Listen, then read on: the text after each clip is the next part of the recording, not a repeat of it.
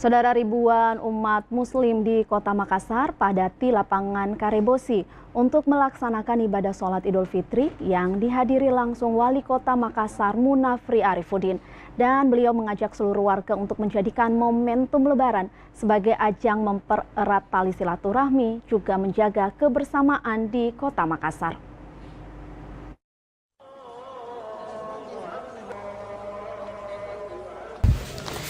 Sejak pagi tadi, lapangan Karebosi sudah dipenuhi lautan manusia dengan mengenakan pakaian serba putih, datang bersama keluarga untuk menunaikan ibadah sholat Id.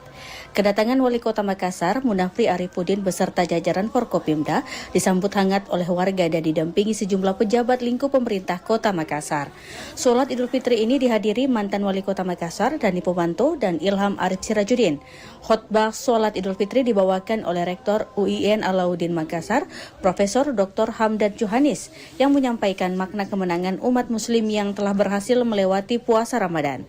Dalam momen Idul Fitri ini, Wali Kota Makassar Munafri Arifuddin mengingatkan cinta kasih dalam keluarga.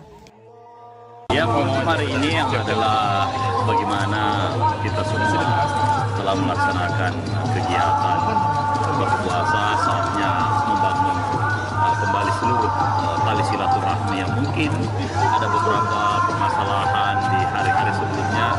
Itulah kenapa kita pemerintah kota membuat Karebosi ini menjadi kembali sebagai ruang interaksi dari seluruh masyarakat yang hadir.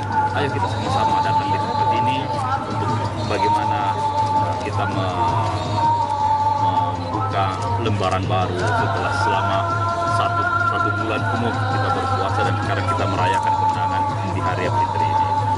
Hari kemenangan ini juga diharapkan dapat menjadi motivasi bagi umat muslim Kota Makassar untuk lebih baik lagi ke depan. Pemerintah Kota Makassar pun mengajak umat muslim Kota Makassar untuk kembali mempererat silaturahmi dan menjaga kebersamaan.